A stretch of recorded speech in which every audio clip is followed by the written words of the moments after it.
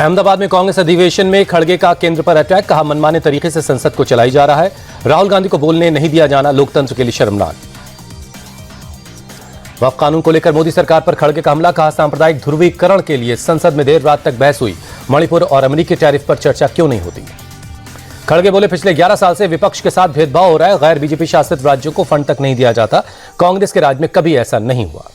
संघ प्रमुख के बयान को लेकर खड़गे ने पीएम को घेरा। बोले, भागवत ने कहा था हर मस्जिद के नीचे शिवलिंग मत ढूंढो, फिर भी ये लोग वही कर रहे हैं। मोदी जी अंगार लगाकर छोड़ देते हैं।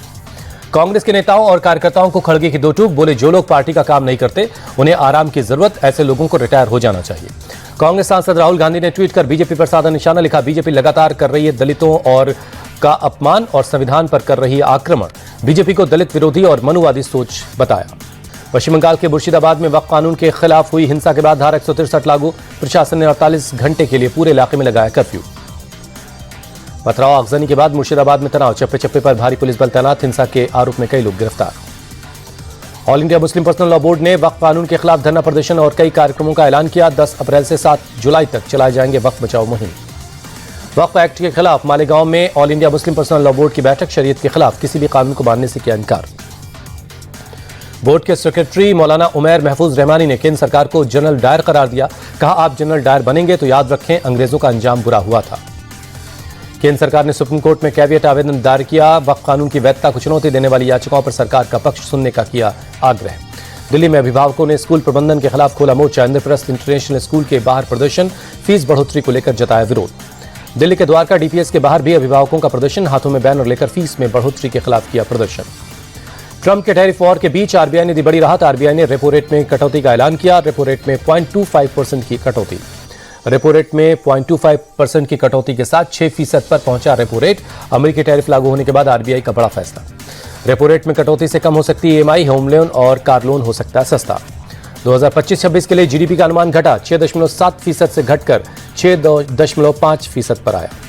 ट्रेड वॉर से भारत को कोई नुकसान नहीं, वित्त मंत्री बोली। स्वदेशी सामानों की डिमांड से अर्थव्यवस्था को बूस्ट मिलेगा।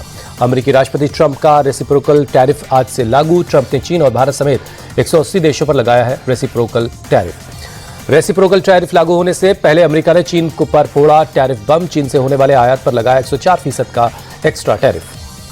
26/11 के आरोपी तहव्वुर राणा को आज अमेरिका से लाया जाएगा भारत। मुंबई हमले का मास्टरमाइंड है तहव्वुर राणा। तहव्वुर की भारत ने भेजने वाली अर्जी खारिज होने के बाद लाया जा रहा भारत। अमेरिकी सुप्रीम कोर्ट ने उसकी अर्जी को खारिज कर दिया था।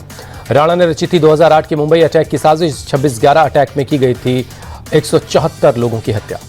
दिल्ली के विज्ञान भवन में नवकार महामंत्र दिवस कार्यक्रम में शामिल हुए पीएम मोदी। लोगों के साथ पीएम ने नवकार महामंत्र का जाप किया। नवकार महामंत्र कार्यक्रम में पीएम मोदी बोले, नवकार महामंत्र सिर्फ मंत्र नहीं, हमारी आस्था का केंद्र है। दिल्ली के गोकुलपुरी में मर्डर के बाद इलाके में तनाव, भारी संख्या में पुलिस बल तैनात। 19 साल के हिमांशु की चाकू मारकर हत्या, 2 आरोपी गिरफ्तार। जयपुर में खातारीपुरा झारखंड मोड़ की चौड़ाई बढ़ाने के लिए अतिक्रमण किया गया ध्वस्त।